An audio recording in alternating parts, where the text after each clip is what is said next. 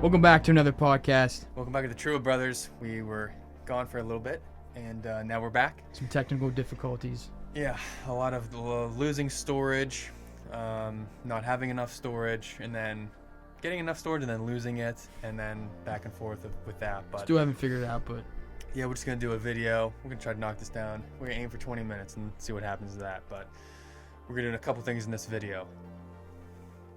Westminster by G.L. Pease. did not make a label for this because this was actually a birthday present from yours truly over there. To me. Yeah, from me to you. Yeah. So this is Westminster. It's a good English. You should probably pull it up. What says on that? It says Oh yeah, I guess we got the tin. I'm like a millennial, so I just think. Skim through it, and I also got for my birthday for my grandma. She bought me a Nording. It's gonna get look up. A Nording, I think it was. Oh, I actually forget the name now. The Nording pine cone. I think it looks like a pine cone. Something cone. I just looked it up. And I can't remember it now. No, this looks like Dante's Inferno. That too. This is, The layers.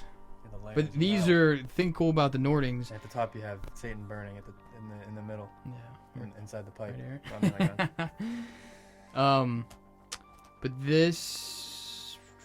I forgot what I was saying. I forget. Oh, they're talking about the brand name or whatever. Oh, yeah. So this is actually like a briar, but these. It's cool thing about this pipe is that it's one of a kind. So each one is individually hand carved. That's what they say. That's cool. That's cool. Yeah. I'm just gonna read this Westminster because we're gonna do a nice little pipe review here. Like I said, I got this for Tanner's birthday. The very essence of the traditional English mixture, rich, elegant, refined, and exquisitely balanced. New World Red Virginias, and they are enhanced with a gentle caress of bright leaf, then lavishly seasoned with rich oriental tobaccos and generous measures of noble Cypress Mountain Latakia, which that's my favorite.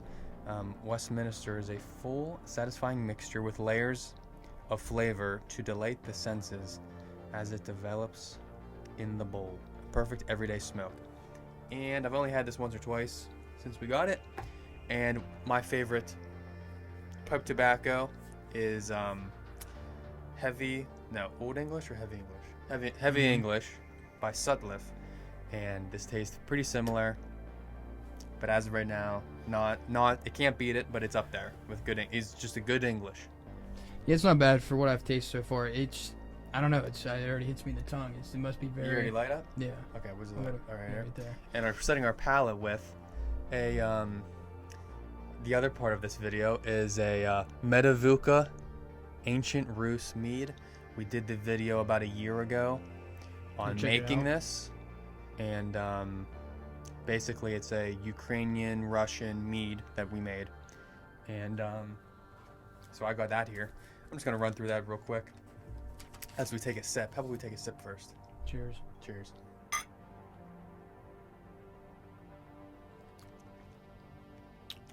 Smooth. Really? You need to tell me what's in it. Tell me the aroma. I don't know if I'm a big fan of the aroma. Never smelled anything like it before. It's clear. You got that right. At Okay, least. Medovukha.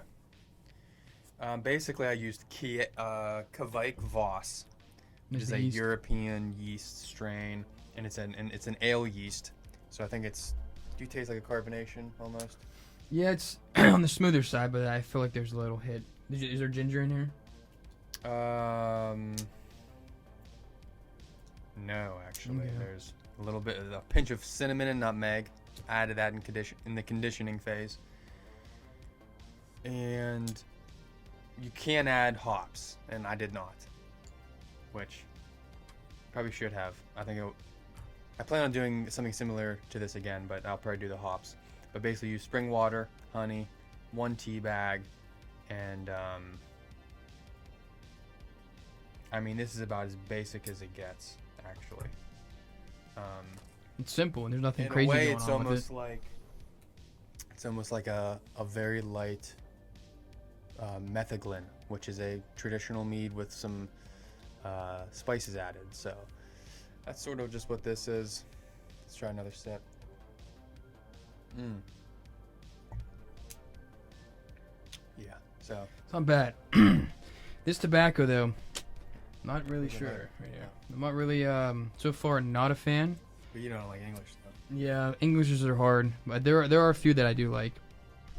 We have that Northwoods, which is lighter on the Latakia with some Cavendish. But this one, right off the bat, when you smoke it, it hits you right in the tongue. Like, there's a Virginias in that too.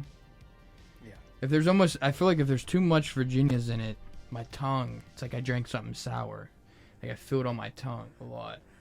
I kind of lose the enjoyment out of it. So far, I like it. Like I said, it's up there with heavy English. Keep on like just second guessing that name. It's Old heavy English. I think so it's heavy English. I think that's just slightly better. This is good. It's definitely dry. We got it, and it was just dry from the start, like really dry. I'm gonna take another bite. Yeah, it's not it burns smooth. It's definitely a drier tobacco. But I think I don't know if I've talked about this pipe, but out of all the pipes, I was very impressed with this one. It doesn't get hot. I mean, as you can see, it's a pretty thick bowl, and it is very smooth. Like there's actually some tobaccos that I thought I did like, and I lit up on this bowl. Turned me off of it. One of them is Boswell's Christmas cookie. I loved that one. Smoking at it here, it actually brought that one way down on my list. But you never know. Good. Yeah, that Christmas cookie's pretty good, but we probably won't do a review on that until next year, whenever it's that's one of my favorites. back in fashion. No one's gonna click on a Christmas cookie video in springtime. I'll bring back PTSDs of the holidays. No, I'm kidding. We love the holidays though. What's the topic we're talking about? We're talking about Plato's Cave. Just a little bit of philosophy here. Just a good little conversation. Allegory. The allegory of the cave. It's Plato, the philosopher. A few hundred years before Christ was born. In Greece, you have a student of Socrates. His name is Plato, who taught Aristotle. And why do you want to talk about this whole NPC culture? Yeah, I was just thinking, like, because I stumbled upon that with some of the saved notes that I have, and I was like, oh, let me. I just refreshed myself on the Plato's Cave, and it just to me looked and sounded very familiar to your everyday NPC now. Yeah, it's basically like, I'd compare it, if you've ever seen The Matrix, or if you've heard about the red pill, blue pill, it's basically the foundation of that. Blue pill, basically, so I forget the people's name from The Matrix. I've only seen The Matrix like one time, but I know the black guy the with the black glasses. dude, Orpheus or something. Some crazy He goes name. and he gives the The Matrix option. dude Yeah. the option between the blue pill, which is, so he revealed some truth to him, and he's like, you can take the blue pill and forget everything and go back to your normal life, blind to the world, in reality. No Like, matter what's what, behind it. no matter what is told to these people, they just will not believe you no matter what. Even if you lay out the facts right in front of them, they just don't want to believe it. And the red pill is, you have to get fully immersed in it. And I think that much of our culture is like that. There's almost very little in between. It's either you want to live in the fullness of the truth, or you're just perfectly fine putting the blinds back on and basically just talking about the normal everyday events, living your life without any reflection and contemplation. Like your every Monday. Your higher senses and your higher desires don't exist. It's base desires, base pleasures. It's hand to mouth type of lifestyle. Explain Plato's Cave. So Plato's Cave, it's been a little bit since I've read that, but basically the idea is Plato described a cave where the people are chained inside of the cave, and the flame, the fire, I believe, is behind them. It is. And so like some animals and things run in between them and the fire. Yeah. And so they see just distortions of the animals on the screen. In themselves. Yeah, and so they don't even, so they think that's reality. They give it names and all that kind of stuff, not really even knowing that that's just a distortion. Of course, someone's calling me. And so that's how most of society is started in a way. Maybe that's not the best way to put it, but that's at least how a lot of societies can end up. And anyone that questions that social norm of like, no, this is what we name it. This is, they don't even know that like there's a real world behind them. But so you missing that part. Either one of the prisoners got released. Yeah, I was getting to that. Okay. Where I didn't know if you forgot about that part. The philosopher, he says, is the one that's able, who just starts questioning things. Like, why are we chained up in a cave? And actually, I think in the allegory, they're actually not even chained in. They have chains on. I could be wrong on that, but because the philosopher is able to get out. Yeah. And he stumbles out into the real world. Once he discovers that it's actually just a fire behind him, putting distorted reflections, just literally like the shadow reflection. He goes out into the real world. The sun hits his eyes, and it takes him a while to develop his natural senses of seeing, oh no, it's an actual rabbit here. It's called this. It looks like this. But pause that for a second. So that bright shining light is like the truth to some people, where like, you know what? I don't want to go out there. I'm just going to turn back around. And go. A lot of people hit that and they just go, no, that can't be true. It's just it's a little bit uncomfortable. I'm going to go back to where things were comfortable. And so the philosopher is able to go out there, gather a bunch of truths, and this is sort of the differences in the religions. You could say that this is almost like Socrates, Jesus Christ, Buddha. We can just use those three. His is sort of slightly different. I guess we can use him as an example, but basically people like Socrates and Jesus would go out. These are just two examples. So Socrates at least went out, learned the truth, and then brought it back to his people. Jesus, of course, Son of God, he didn't have to like go out and learn. So he would have just come back into the cave and tried to telling the people the truth. People like Buddha, evangelizing is not a part of Buddhism. It's more like Buddha was enlightened and then just left, never came back, kind of thing. Didn't know that. Yeah. And Muhammad, his example would be more like he'd come back, but then he would kill people if they didn't agree with him.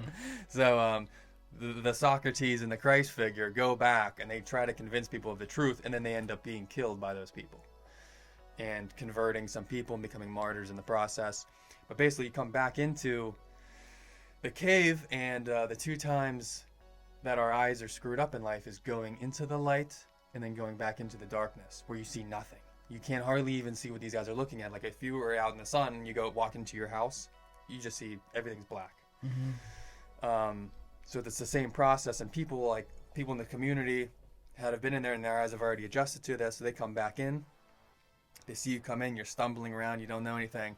They, say this drunkard, this fool, he thinks that this rabbit, he's calling this thing a rabbit. It's just, it's the reflection. But meanwhile, that person already knows the truth. But the truth philosopher, after this whole process, is able to understand that all things, even outside of the cave, is only just a reflection of what the sun is beaming down on them. So that there's an actual reality behind the sun.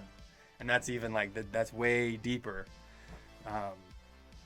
That I don't even know if he talks about, actually. Yeah, I don't know. I don't even know where I heard that. When I was looking at it, the small little bit that I had, he never mentioned the sun, but I mean that's in the Plato's Republic. Yeah. So I guarantee if you want to find out the actual truth, open the book up and you'll find it. But the way they relate that to like NPC, I feel like the best game to relate this to is Skyrim.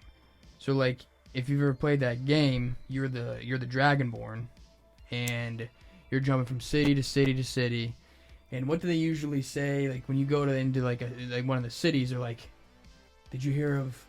It's the usual. Oh yeah, it's the. Even though like you were there, like your character was there for the dragon attack, and it's like years later into the game, you hear, "Did you hear there was a dragon attack at Heron? It's not Harrenhal or whatever the city name is," and like. It's the very basic conversations. You go from city to city. And everyone's talking about the same. Everyone's minds are filled with just the most basic AI talking points. Sometimes in actual life here, in the age that we live in at least, everyone's minds are the same. Political conversations are being had by the same types of people. and their opinions, and this is kind of a problem with Twitter, they only talk about Twitter. You're only able to say so many. I don't have Twitter. I did for a little bit. You And I only have got a certain banned amount of immediately. paragraph, right? Yeah, you Anyway. have like a paragraph or less or something like that. It's just enough for you to speak your conclusion, part of the conclusion. And so you aren't able to have an introduction, 3 paragraphs talking about 3 different points, and then the conclusion. So it's just people spitting the talking points that they heard on Fox News or CNN to each other. And then if you just don't get, you just get more and more division. And of course, that's just going to lead to, the next logical thing is why like pagans and Christians weren't able to live together, and Muslims and Christians. It's like, it comes to a point where, it's either a child that's being murdered, or you're infringing on like women's rights. Like it comes to a point where the civilization just can't live together anymore. Yeah, but yeah, those characters, no matter what, and yeah, the game is programmed for them. Like some people not to leave the city, but that is the NPC. Like instead of like they're almost too weak to go even see what's going on in these other. Like, oh, there's a dragon like 20 feet away, but they don't have the ability or the to go even see that stuff. Where even like, so yeah, I truly believe that there are people here on Earth that are just NPCs. Like do we even say what that even means? Non-playable characters. That's basically the AI generated people. Yeah, because I've had conversations with people, and then I'll talk to them about like a month later, and they've done nothing new, nothing. Like if I give them an idea, it's like, oh, I'm still working on it. A year later, yeah, I'm still working on it. But then that same person goes, well, did you hear what Trump said? Yeah, and he's got time for that That's when stuff. you know that they're just looking at the reflections put on the cave by the mass media. Yep. And I think Andrew Tate talked about, there's this guy he met about, the guy made music. And he's like, how's it going? Like, and he's like, I'm still working on it. Like, I'm getting the tracks, and well, I don't know how the story is, how he exactly said it. And he came back to him 3 months later, and he's like, it's the same thing. He said the same exact thing. I'm still working on it or whatever. And he's like, and I think he said he came back a year later and he was doing the same thing. So he literally was like, there's no way music's this hard to do. So he went out and did it himself. And he basically discovered like the people are just lazy and they're not motivated to do anything. Like no matter what you tell them. Like I feel like if he gave him everything to do the record, he would still not do it. Yeah, I feel like a big part of the whole NPC thing is the comfortability. I think that if we lived in an age where it was hunter and gatherer again, people would be forced to critically think on a daily basis. But in a world where there's a lot of comfort, like even in like the Skyrim, for example, where like if you're in the cave and like all your basic needs are met, you're fine with just hand to mouth. Don't question where the food's coming from. You're fine with that, like, oh, I'm hungry. There's food. The pleasure of the eating, the like dopamine and the serotonin and all that kind of stuff. Sleep, wake up, do it again. But if you had to like actually, okay, how are we gonna get our food today? Yeah. We gotta like think. We gotta use parts of our brain that we haven't used before. Yeah, society definitely doesn't help like a comfortable society. Yeah, but that's pretty much it. We don't want to go too long on this. my take on this, I'm not a real fan of it. As you can probably see, I'm not really smoking it. It's definitely not on my list.